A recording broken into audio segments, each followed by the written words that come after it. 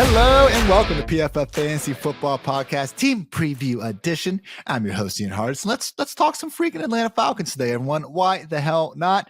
Joining me, as always, none other, Dwain the Great McFarland. That was a new one, Dwain. How are you doing? Dwain the Great McFarland.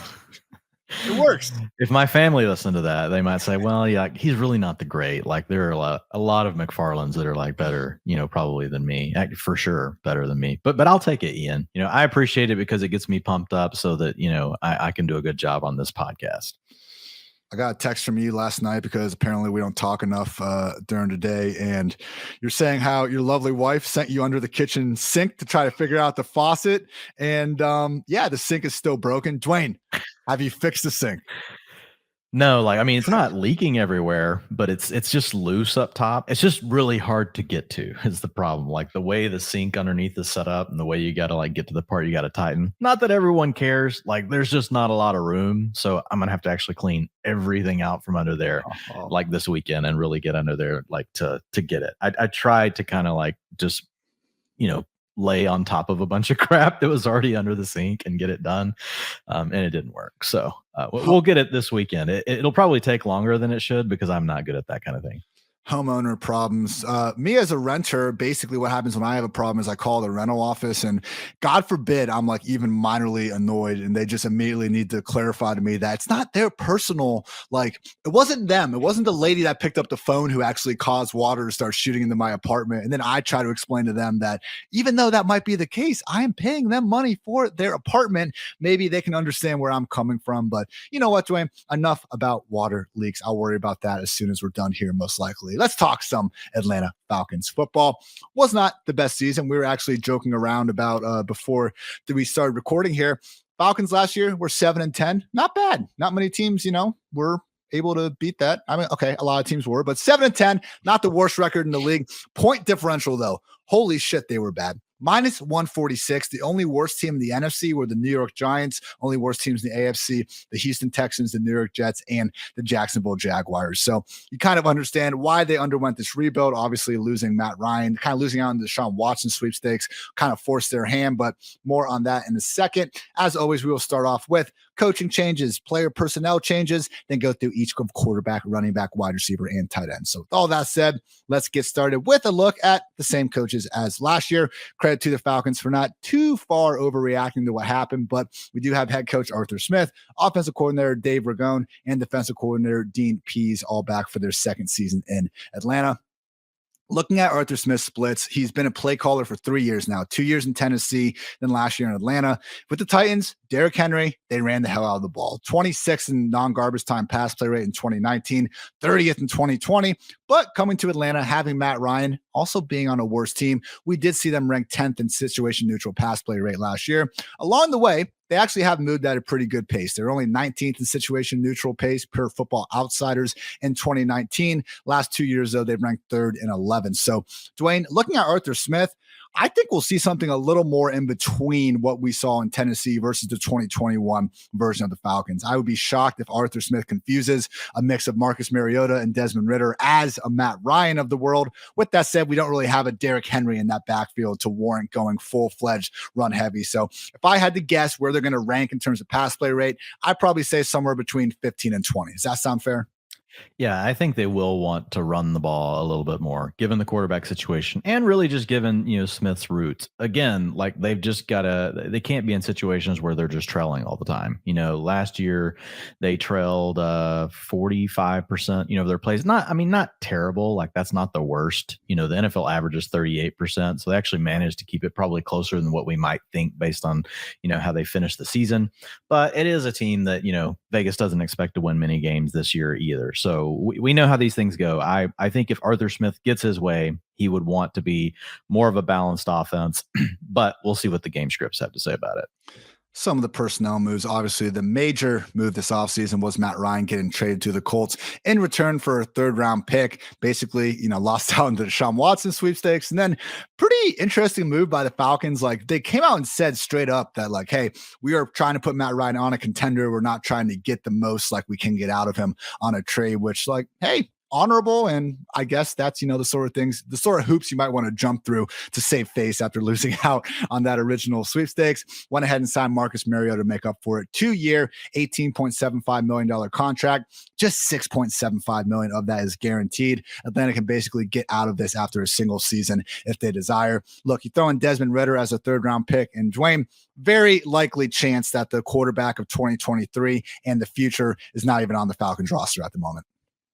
Yeah, I think it is a really good chance. And it's just, it makes this, and we'll talk about, the playmakers, in a minute, or, the offensive weapons. But like, there are a lot of guys on this team that I want to like, but it's like hard to get like two behind them just because of the quarterback situation that we have going on, I mean, with Mariota, and I know we'll get into him, in more detail as well, but it's just like, we've seen him in a nutshell, like we've seen him long enough to know that he's probably not going to be able to do enough to really uncork like this huge ceiling for anyone, on the team. Maybe Kyle Pitts, because he gets to play tight end, right? And so it's easier because you just have less competition at that position. And I really do like Kyle Pitts this year, but it's just like, I want to like Drake London even more. Like, I feel like Drake London on this team with Calvin Ridley gone, right now because of the gambling thing. Like, I want to like Drake London even more, but the quarterback situation just makes it tough. Looking at the backfield, Mike Davis, last year's week 1 starter, went ahead and signed with the Ravens. Was underwhelming last season, but we did see CPAT kind of take that job from him eventually. They did go ahead and replace Davis to an extent with Damian Williams, ex-Chiefs Super Bowl hero. Last year was in Chicago. Ultimately did even get lapped by Khalil Herbert, though, in addition to David Montgomery, obviously. Also added Tyler Algier in the 5th round of the draft. And, Dwayne, we'll touch on the backfield more specifically here in a bit, but the history of anyone drafted outside the top 3 rounds, as we say almost every single podcast, is not good for any position: quarterback, running back, wide receiver, tight end. But man, if there's ever going to be a 5th-round rookie running back that has a chance to actually carve out a nice role in this offense, it's looking like Tyler Algier in Atlanta, man. I mean, it's just a bunch of 30-year-old backs that we've really, other than Patterson, just seen lose position battles awfully recently. Tyler Algier, man, if you just had to pick a roster he could have landed on as a 5th-round pick, other than maybe like Houston, this is probably his best path to getting a big role.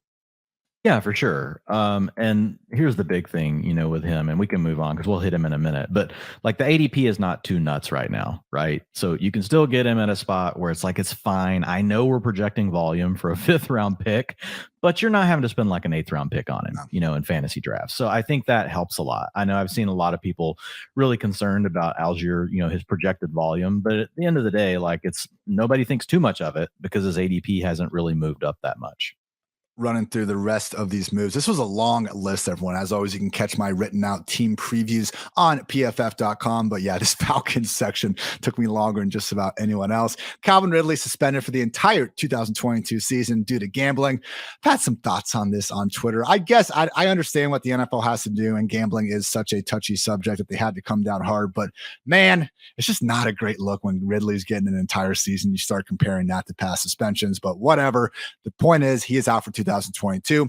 Russell Gage also out of the picture, signed a 3-year, $30 million contract with the Buccaneers. Tajay Sharp left, and he's now with the Bears. Christian Blake left and signed with the Cardinals. They really did just completely make over this wide receiver room, but they found that number 1. They got that big-bodied outside receiver to come give this offense a spark. We're able to get Auden Tate to a 1-year, $1.2 million deal in free agency. I guess Drake London in the 1st round was also a nice addition to the offense. The tallest pair of starting wide receivers in the league, Dwain McFarland, Auden Tate, and Drake London. Let's not forget that. Also acquired Brian.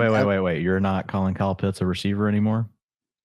Not yet. I'm coming around slightly. We'll do it in a minute.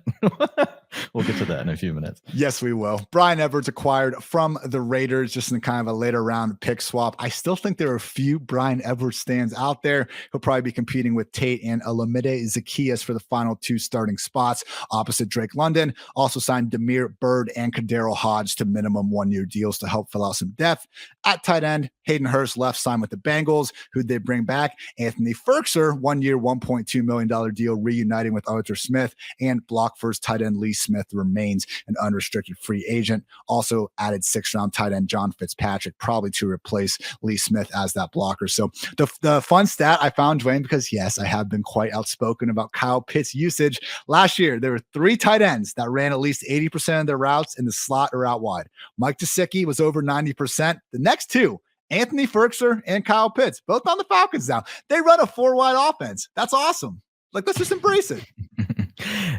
Anthony Ferkser and Kyle Pitts, beware, everyone. Watch out. Like, God, Ferkser is just one of those guys, that you're just like, every time I try to play him in DFS or something, like, it doesn't work. And then, like, you finally are just like, I'm not trying Ferkser anymore. And then that's the week he scores 2 touchdowns. That's how Anthony Ferkser works for me. Man, this time last year, the Anthony Ferkser and Adam Troutman takes, I don't know if anything I said aged worse than that. Looking ahead, I might want to do a quick scan. You weren't the only one. You weren't the only one, man. And like a lot of these guys, it's not like we were saying, round 7 comes, you're on the clock. Make sure you get Anthony Ferkser. All about the value, but yes, just going to be a backup for Kyle Pitts. So also added Desmond Ridder in the 3rd round, as we mentioned. Yeah, a lot of freaking player movement going on with the Falcons this offseason. But let's get into that quarterback room. Again, Marcus Mariota and Desmond Ridder. It looks like Mariota will open up the season as the Falcons starting quarterback. Those are the reports we're getting. You'd imagine it's going to be a competition of sorts, though. They're pretty similar players, Dwayne, which is wild. I even think PFF comped Ridder to Marcus Mariota in our draft guide, if I'm not mistaken. If we didn't, I'm sure someone else has, because when you look at them, they're both plus athletes, but they don't exactly make a habit of running the hell out of the ball. And that's kind of my issue with the belief that Mariota could all of a sudden become this dual threat, really fantasy friendly quarterback. He has that skill set. I mean, the dude won a Heisman for a reason. Like, he is a legit athlete, and the Raiders really used him like that the last 2 years. I mean, they used Mariota as this like short yardage, not a wildcat. Like, obviously you can throw the football, but that was kind of how every time Mariota was in the game for the Raiders, it was going to be a read option of sorts. And to his credit, he did a pretty good job with it. I just don't think we can expect this out of him for a full season. I mean, if you look at him with the Titans, average a pretty pedestrian 3.8 carries per game. We've already gotten some talks out of OTAs that they're planning on running the ball more with their quarterbacks, but talked about the study I did earlier this offseason. That just shows that quarterbacks historically run less as they get older. And just, man, to your point earlier, I think we would have seen something from Mariota already. And we can look at fantasy and real life numbers. In terms of a fantasy quarterback, here are his finishes and fantasy points per game with the Titans. QB 17, QB 12, QB 23. The last 2 years, man, QB 33 and QB 30. He couldn't even average 13 fantasy points per game. I know those offenses weren't exactly the most fantasy friendly groups for a quarterback, but it's really damning to see Ryan Tannehill come into that same situation and just completely outperform anything Mariota was able to do. And then from a passing perspective, because again, I'm not expecting Mariota to all of a sudden become this Jalen Hurts level rushing threat. Maybe they boosted up a little bit, but we haven't seen that from him. And I just think that's awfully wishful thinking. Looking at him as a passer, using those stable metrics we like to talk about when kind of trying to remove a negative environment from a quarterback. So passing grade from a clean pocket throughout Mariota's time with the Titans, 36 among 52 quarterbacks. Straight dropbacks, 26. First and second down, 31st. No play action, 32nd. Throws at or beyond the first down marker, 27th. For reference, like, Baker Mayfield is a lot better in all of these numbers, and I'm pretty sure all you out there listening understand that Baker Mayfield is not exactly the quarterback you want to be outperforming the potential starter we're talking about. So for me, Dwayne, Mariota, he didn't do it in Tennessee. He's in a worse offense now. He's older. I still think he has the dual threat profile. I don't think it's enough to warrant any sort of fantasy consideration, especially considering, who knows, man, Ridder could be the starting quarterback by October. Yeah, once they took Ridder, it kind of took it, it took it off the table, especially in best ball, in managed leagues, who knows, Mariota could be someone that we're looking at on the waiver wire after week 1, or if you play in a super flex, Mariota could be like a QB3.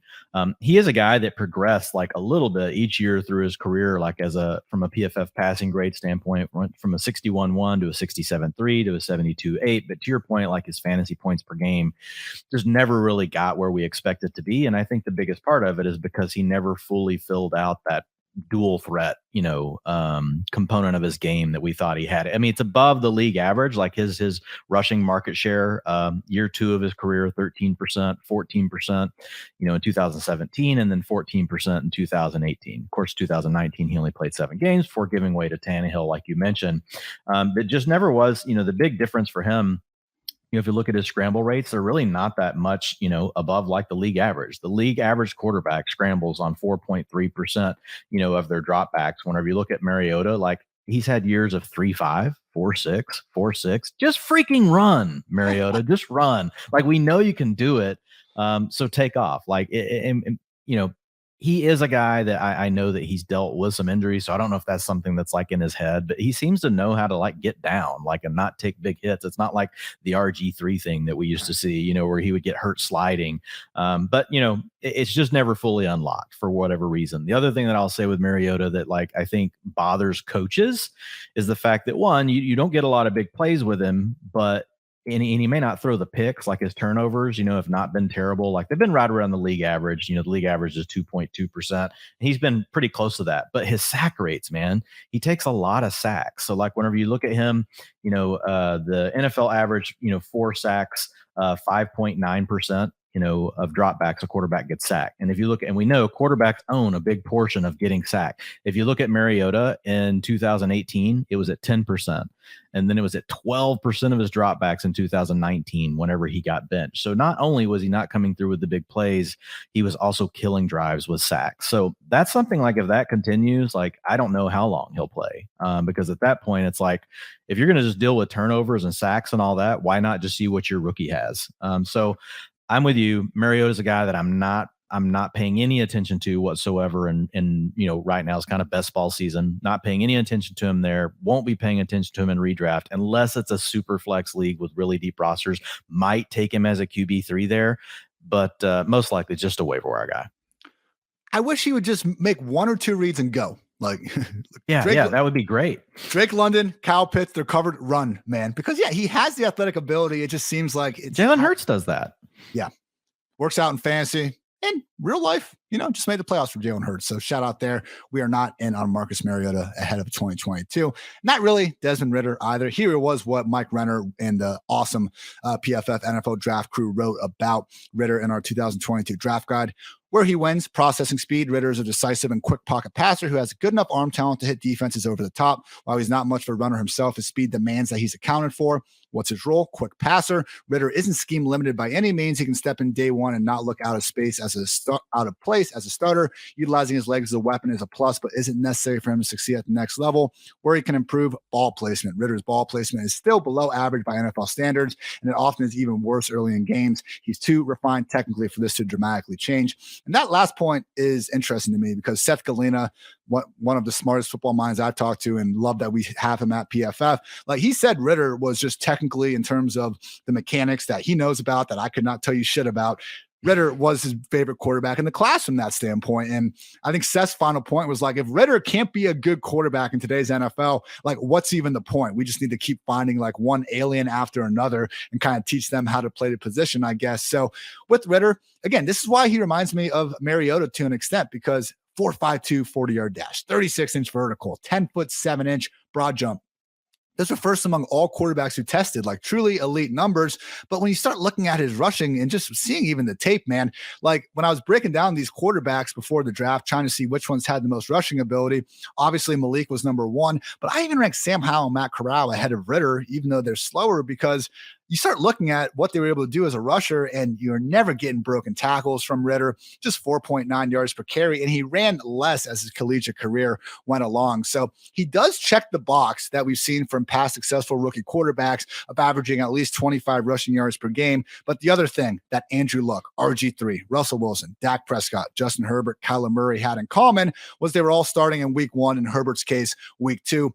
I don't really think that's super on the table for Ridder at the moment. So, hey, Dwain, I have not seen Ridder play a snap, and I've learned when the entire world was out on Josh Allen, when they were out on Daniel Jones, and even Justin Herbert as soon as they got drafted, I'm done writing off quarterbacks before we've seen them play a snap. Maybe he's going to be awesome, and we'll get back on the train. But for right now, he's the backup. I don't think a 3rd-round draft capital is something to really be risking. Ritter, not someone I'm going after in best balls. We'll see about the waiver wire later. And the last thing you said is the key, right? All the other guys you named were also first round draft picks and high picks. Ritter was not. And in a class where really there weren't any quarterbacks, right? So it could have been easy. We know how it goes. Like NFL teams are anxious to jump up if they need to and take one of these guys in the first round. So I think that's just really telling for this class overall that really, we only, despite how much the NFL values quarterbacks, we only had Kenny Pickett go in the first round. And then, all the analysts thought, oh, there's going to be a run on quarterbacks at the beginning of the second. No, there wasn't. People just kept waiting. I mean, we saw, look how far Sam Howell and all these different guys fell. I think it's just pretty, to your point, not to say that one of these guys couldn't end up coming through, whether it's Corral or Ritter or whoever. But at the end of the day, like, we're just trying to play probabilities for fantasy. And the probabilities are that these guys, especially this year, right, are not going to be factors. And I think Ritter just fits into that camp. Last 10 years, regardless of experience, so there's all the quarterbacks in the league, over 70% of the top 12 fantasy QBs were drafted in round 1 or round 2. So not saying it can't happen. There has been the Russell Wilsons, the Dak Prescotts, but once again, like, we got to be careful about expecting exceptions to occur. Most of the time, probably better play the probabilities. Let's talk about one of the best players in the NFL, Dwain. Cordarrelle Patterson leading this backfield. Also got Tyler Algier there, Damian Williams, and Quadri Allison rounding out the backfield. You hear me, everyone? Cordarrelle Patterson, 5th-round running back Tyler Algier, Damian freaking Williams, who just turned 30, and Quadri Allison. That's the competition we have. So when I see the talks that how could Cordarrelle Patterson do this again, this is how. It's looking at the roster. Like, if they had not paid CPAT, if they had brought in all this competition, that'd be one thing. That's not what happened. Like, just look at the money here, man. Cordarrelle Patterson's contract, $10.5 million in value, $5 million guaranteed. Algier's got the typical 5th-round pick deal. I'm sure national reporters will tweet it out anyway because they're obsessed with these stupid freaking contracts that are the same for all the rookies. But the other guys, Damian Williams, $1.6 million, $500K guaranteed. Quadri Allison has $35,000 guaranteed. Jerry McNichols, who I forgot to name, $0 guaranteed. Like, the backfield is Cordarrelle Patterson's. He's got the 12th biggest contract on the entire team. Go look at the Atlanta Falcons Twitter. You're going to see CPAT in all the graphics. Why? Because he was one of their best players last year, and they want him to be that guy again this year. I know he's old. I know he did not break out until his freaking 9th season in the NFL, and you want to just call that an outlier. But man, when all these moves have happened, I don't know how you can project this offense. Like, what? You want to say Tyler Algier or Damian Williams is just going to completely take over? Outside of a freak injury occurring, I don't see how CPAT's going to finish under 200 combined carries and targets. Right? Right. Yeah, I don't see how he's not either. Just looking at the offense, it's going to be him, Pitts, and London. We could see, one of the other guys work in as far as, helping take some of the carries. I think they'll try to avoid, I don't think they want Cordarrelle Patterson to have 200 rushes, but I don't think we should immediately say that it can't happen because I think it depends on how well the other guys can play. But at the end of the day, like, the big thing for Patterson is just, last year, a 26% targets per route run, yards per route run of 2.22. You look at his, PFF receiving grade, way up there as well. It was a 91.4, which I believe was the number 2 for running backs behind only Christian McCaffrey. And let's face it, CPAT's breaking out, and playing outside wide, right, against cornerbacks. Like, it's just really what CPAT's doing is even more impressive. So I think for PPR, half PPR formats, I see no problems with Patterson. I think there's a little more risk in standard leagues just because we don't know for sure how many rushing attempts he can get. Last year, I will say though, like, he had 41% of the rushing attempts, in the games that he played at least 10% of the snaps.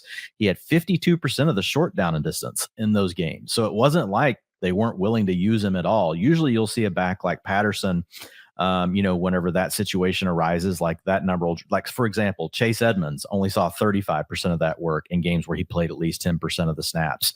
And by doing that 10% of the snaps, I'm just trying to get rid of the games where they didn't really play, right, and get it out of their averages. And so with Patterson, like, we did see him get used in the short down and distance work. If you look at AJ Dillon's at 65% and Cordarrelle Patterson was at 52%.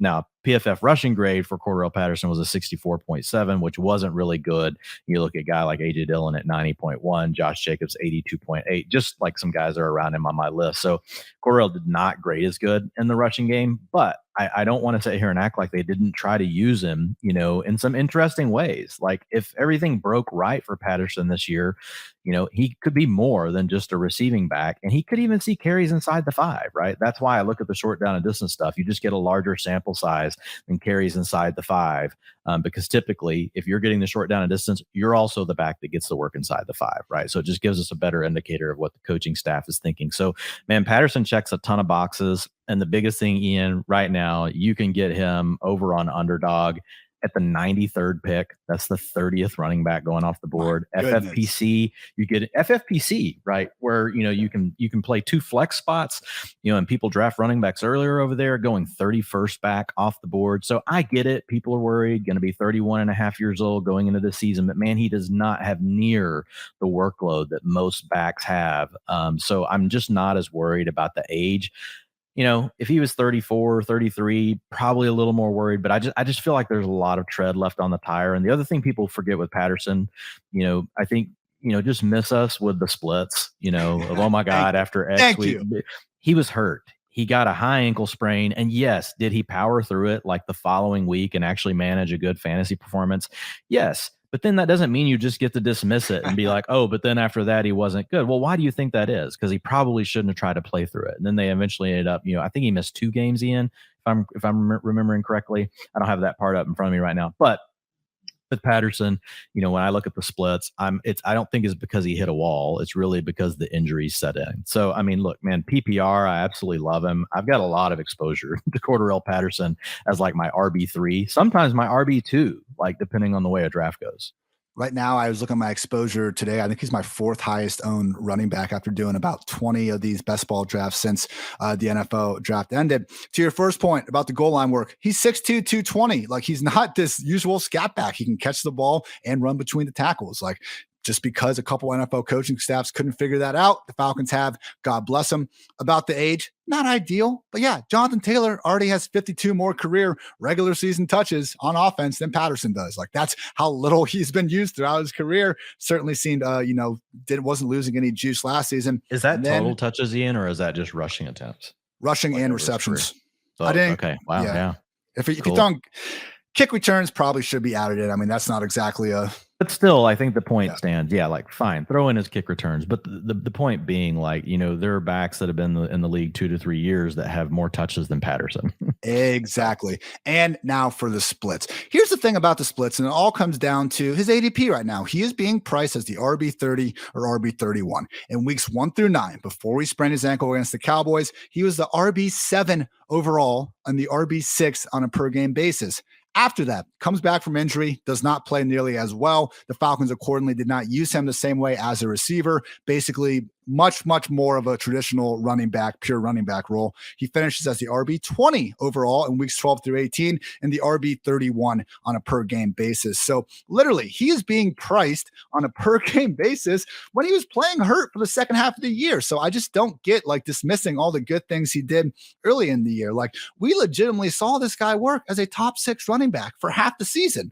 You don't see a bunch of guys just accidentally pull that out of their ass. It's like the Amon-Ra St. Brown thing, man. You can say that they didn't have anyone else to give the ball to. Well, they still don't really have anyone to give the ball to. And we saw him do it in this offense. Don't just dismiss it. So what a ceiling and floor for him. I love we're able to get him in drafts right now. Again, Dwain, I'm really comfortable now only taking 1 or 2 running backs early on in the draft because of guys like CPAT, Clyde Edwards-Helaire, Miles Sanders, Chase Edmonds, these running backs that were dead zone dudes or just completely out of the picture last year. Like, they were in the dead zone because they were going in the 3rd or 4th round. When they're going in the 7th or 8th round, we can get behind that.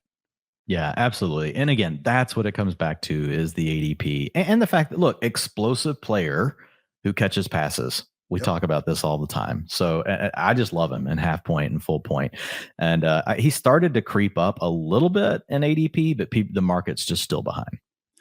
With Tyler Algier, want to quickly read our thoughts on him from the 2022 NFL Draft Guide. I find this helpful. If you guys are annoyed by it, tell me and I'll shut up. But, just I like it. I appreciate the work our NFL draft crew does. And if you guys haven't had the chance to grind these players, I think it gives us a nice snapshot of them before they enter the NFL. So where he wins, no nonsense running. Algier wins by consistently maximizing his run blocking. He's not going to pass up open holes, searching for big plays. He'll get you what's blocked and a little extra. What's his role? Zone scheme RB. Algier would be perfect in a zone heavy scheme to take advantage of his one cut running style and vision. While he's not limited per se, that's easily his cleanest projection. Where he can improve, creativity. Algier could stand to be more creative when he gets into the open field. He maintains his no nonsense running style in the open field and often seeks out contact instead of avoiding it. This sounds like the tailor-made running back to go step into this early down role, man. Mike Davis is leaving behind 196 combined carries and targets. Like, I know he didn't give us anything last year, but it wasn't for lack of trying. Like, he had a good amount of volume. Unfortunately, couldn't make much happen with it. Damian Williams last year lost his position battle to Khalil Herbert by the halfway point. Allison had chances to take over last year, couldn't do it. McNichols lost out to freaking Dontrell Hilliard, who wasn't even on the Titans until halfway through the season. Like, you know, as you said, Dwain, previously this offseason about, I think, some of the quarterbacks, and I talked about this on the best ball stream, so I don't think he put it in this specific manner, but when we look at some of these guys that have had a history of sucking, like give me the guy that has not sucked at the NFL level yet, that is Tyler Algier, one of just 4 draft-eligible running backs to boast a 70-plus PFF grade in rushing, receiving, and pass blocking alike. Bro, if we can get him in round 13 or later in best ball land, like, again, the draft capital is not there. Everything else seems to be. I think we need a shirt. It just says, give me the guy that hasn't sucked yet. I feel that's where we're headed.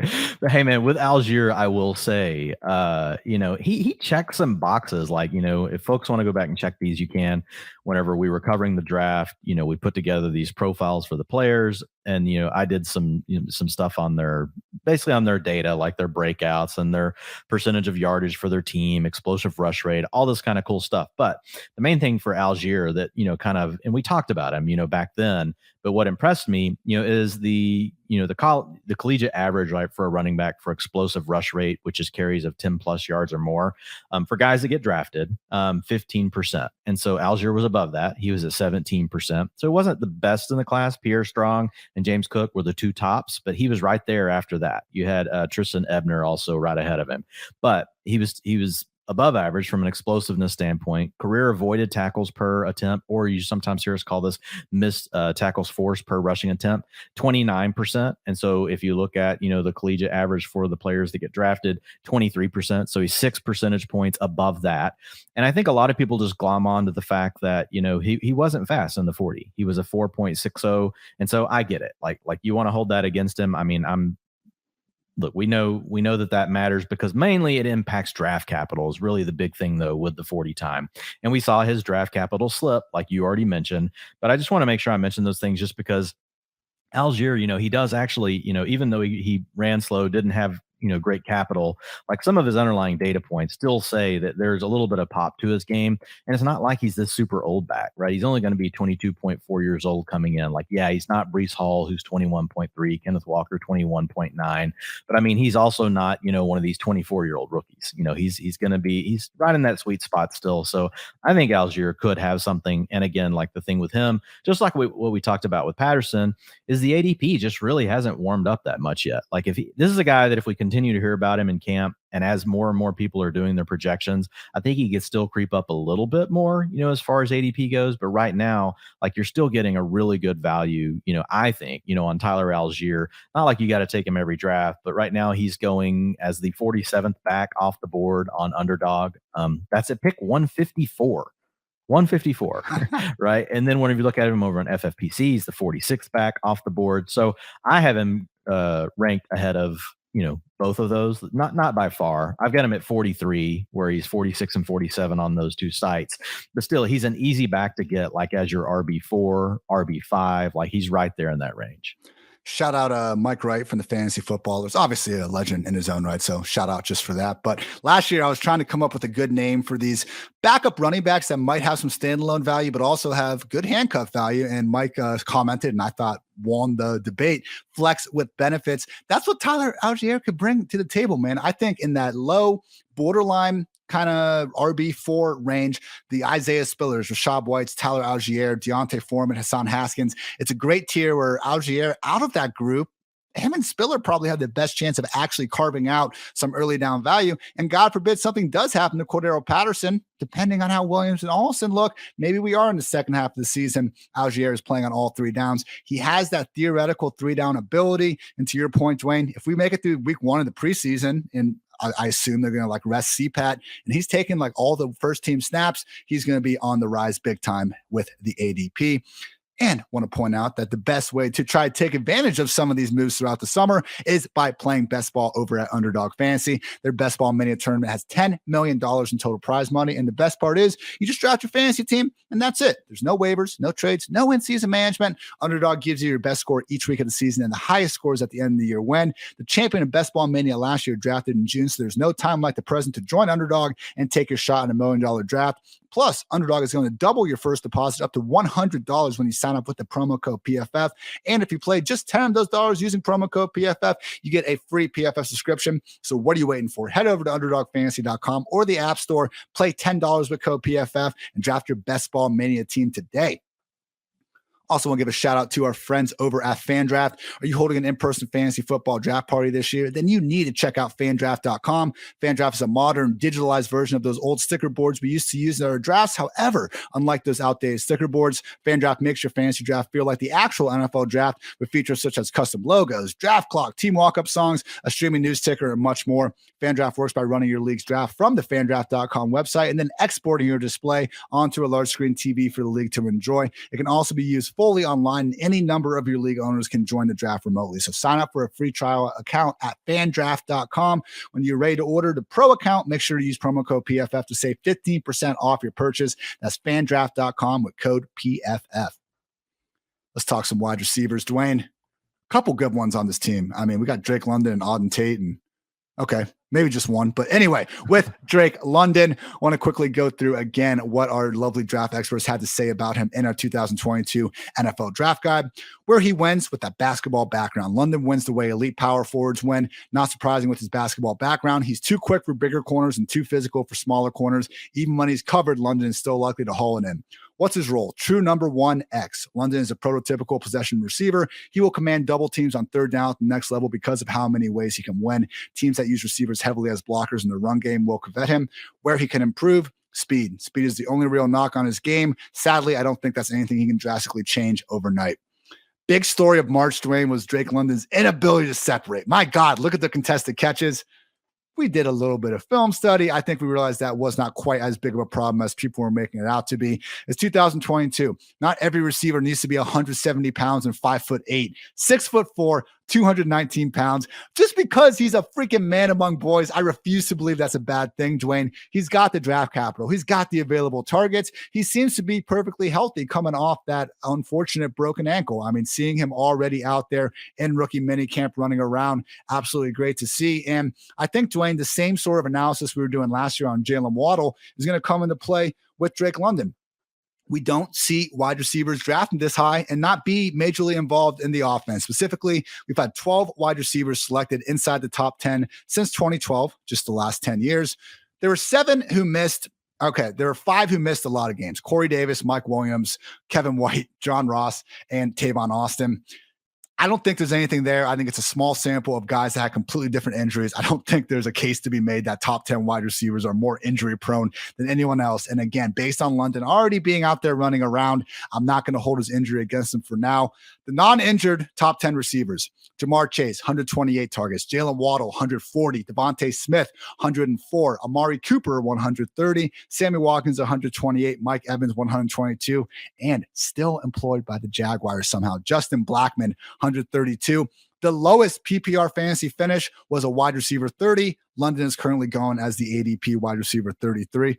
What are we missing, Dwayne? Because it sure looks like Drake London is another example of a guy being priced closer to his floor than his ceiling.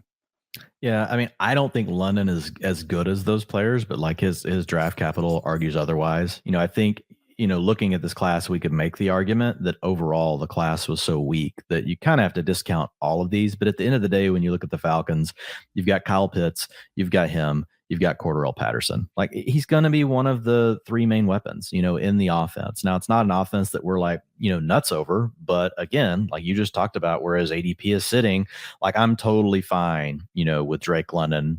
Right now I've got him sitting as my wide receiver 32. He's going as the 33rd wide receiver over on Underdog. He's going as the 37th over on FFPC. So that's a full point. Underdog is half point PPR. So yeah, I mean, and this is a guy that, you're getting, around pick 70 on Underdog right now. So, and that's in a format, where wide receivers fly off the board. You look over at FFPC, it's pick 87. So I really do like London. I wasn't nuts about his profile, but once you're drafted as the 8th overall, like that does a lot, for how you're going to look, in any sort of analysis, right, that we're going to do. And again, it wasn't like we didn't like London or that I didn't like London. I did. I just wasn't quite as high on him as some folks saying that he's this absolute slam dunk. I don't know that he's that. But yes, he checks all the boxes, and he's only going to be 21. So, I mean, he's a young guy as well, a guy that's coming out early, which we tend to like. So for me with London, like at the ADP, I'm getting plenty of exposure. I don't know if I would say I'm over or under, but I'm definitely getting plenty of Drake London. My wide receiver 33 after adjusting the old ranks. Can we put him as the top redraft rookie wide receiver over Treylon Burks at this point?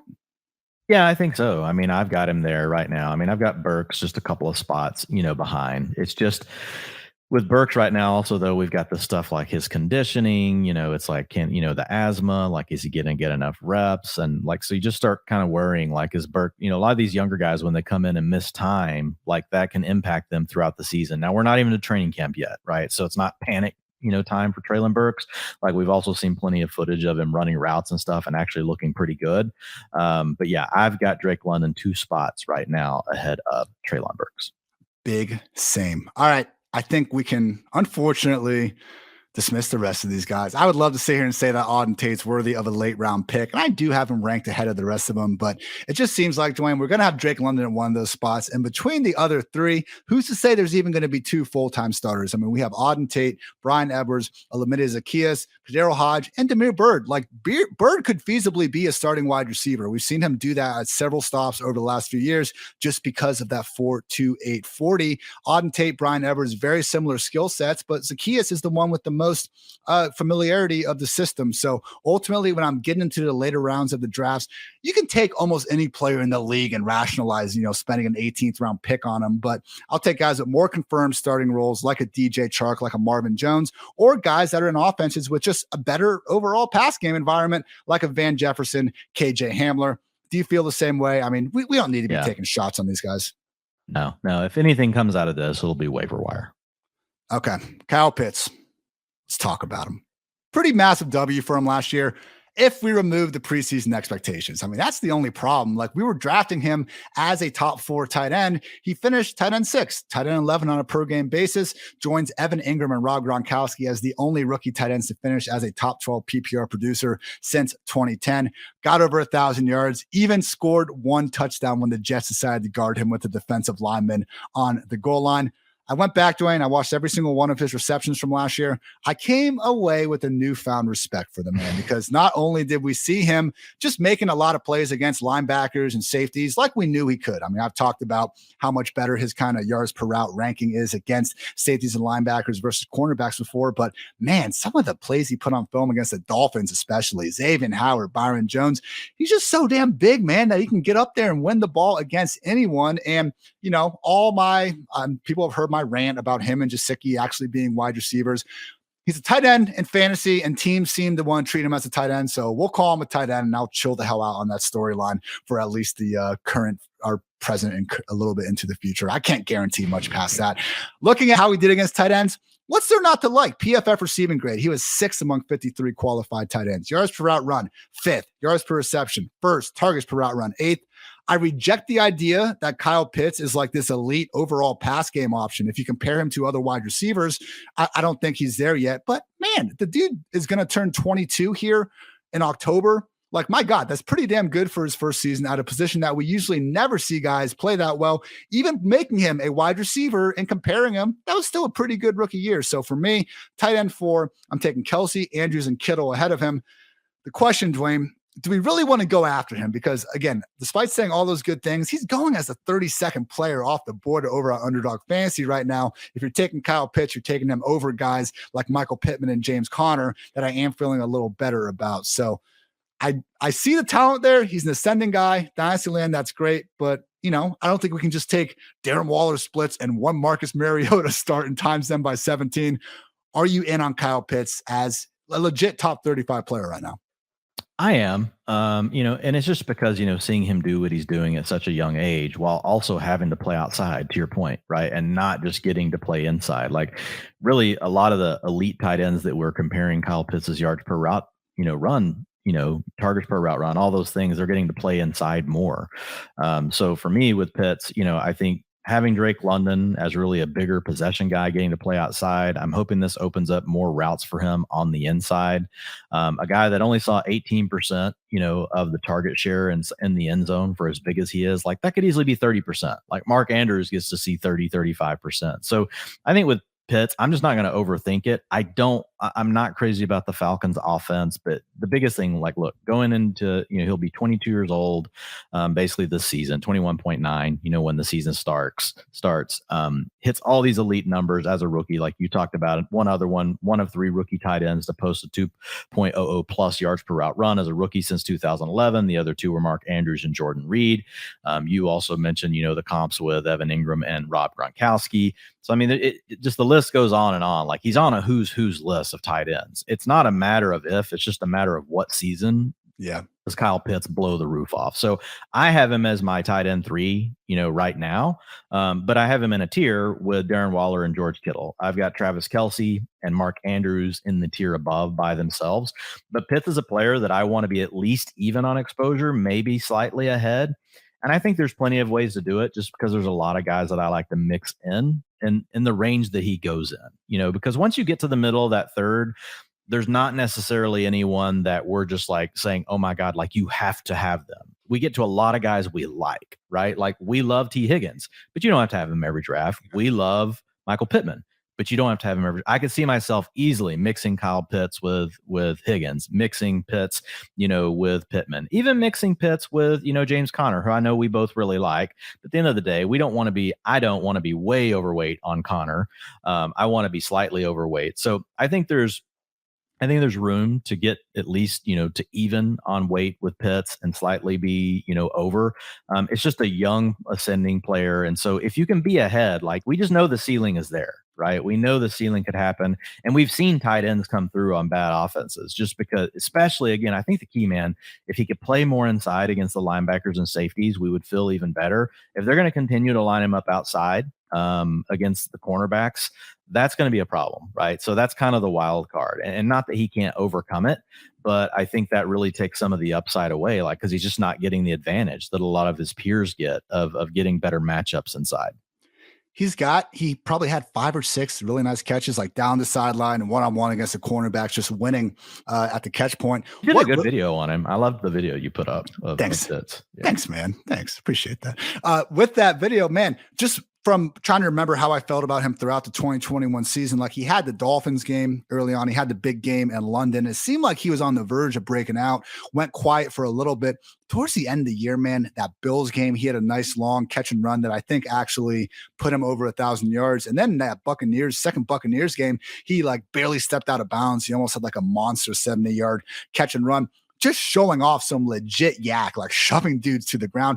He's still 21 years old. Like there is a chance that we're looking at someone that is in that Kittle Andrews tier, maybe not quite as good as them after the catch, but man, if we can get a combination of the inside routes with him also maturing and just becoming even better after the catch, which is not that crazy of a thing to say. His explosive target rate, 27%. 27% of his targets went for 15 plus yards, which was second behind Dallas Goedert and Rob Gronkowski. Rob Gronkowski was tied with him last year. So, I mean, a guy that's making big plays down the field, 11% of his routes came from 20 plus yards. So, like, there's just a lot of things to like. The biggest thing, honestly, like, just let the guy catch a few freaking touchdowns. Like, if he would just caught like 5 touchdowns last year, like, we might already be ranking Kyle Pitts like as the tight end 2, right? I mean, Kelsey and Andrews are tough company, like to try to get ahead of. So he's probably still the 3.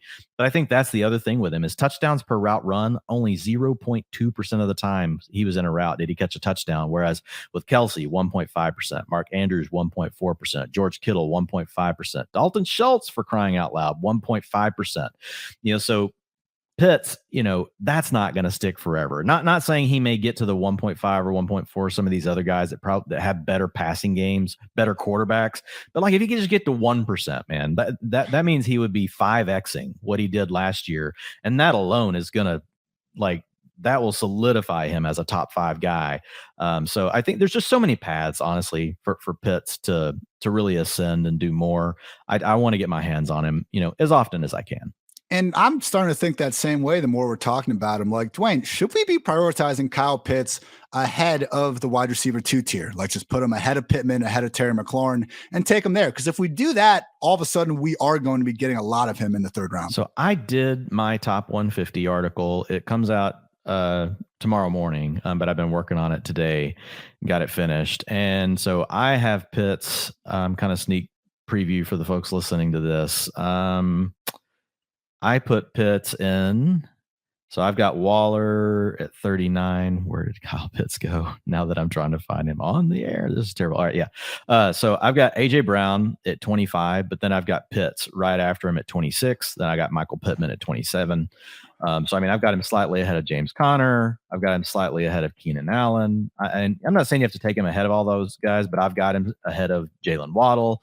I've got him at 26 overall. I'm not saying you got to do it every time, but look, man, it's just such a great young talent. And there's so many things that could break easily for him, versus I think there's less things I'm worried about going against him, is the way that I'm really feeling about Pitts. So yeah, I'm fine prioritizing him over some of those receivers. I'm sold. I can't go overall 26. I can go overall 27. Let's get some Kyle Pitts, man. He doesn't have any more questions. I think that his talent profile and the potential gain we can get from getting an elite tight end early on in the draft, it's just versus the drafting Kyle Pitts is fun. Yeah. That's what we're here for, right? We're here to have fun, Dwayne. Yeah, and seriously though, he really tight end 1 overall is in his range of outcomes. Look, we know he's not in the same passing attack, but he is just such a unique player. He really is kind of a unicorn at the position. And so to your point, I don't want to overset expectations for him because I felt like he had to battle that last year. But I think where I've got him slotted, I feel really comfortable being, over the market on exposure at a minimum even. That's what it comes down to. And again, based on having gone through a lot of drafts now, and we've talked about kind of the value we can get our running back in rounds 7 through 10, and just the fact that I think the wide receiver 13 and the wide receiver 24 aren't that different. Let's go ahead and get one of these tight ends early if we can, particularly when they're checking all the boxes like Pitts, Andrews, obviously Kelsey are as well. So just to quickly recap the Atlanta Falcons ahead of 2022, Mariota, Desmond Ridder, just too much uncertainty of their playing time in a bad offense. And without them, they have the athletic tools, but not necessarily that mindset to run like a chicken with its head cut off all the time. Not players that we're going to actively be looking at basically in leagues of all shapes and sizes. At running back, Cordarrelle Patterson is a fantastic value where he's going right now. If you find yourself with only 1 or 2 running backs in the first 6 or 7 rounds, do not be afraid to scoop him up. Tyler Algier, also a nice value where he's going deep into that RB4, RB5 range. Don't be surprised if he carves out that early down role. Also has a nice little ceiling if something happens to see Pat.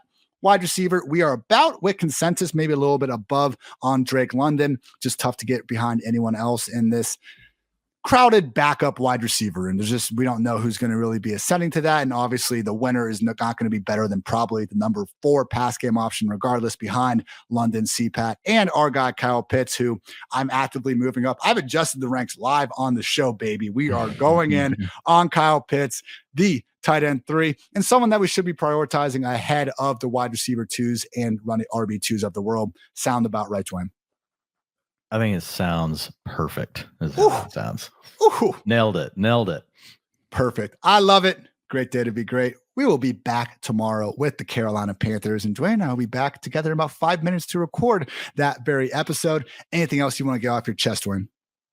No, man, no, that was a great episode. I think, just looking at the Falcons, the biggest question is obviously the quarterbacks, but there's a lot to like with London and Pitts and Cordarrelle Patterson, all guys that I'm not scared of getting plenty of exposure to. For Dwain, I'm Ian. Thanks to those tuning PFF Fantasy Football Podcast. And until next time, take care, everybody.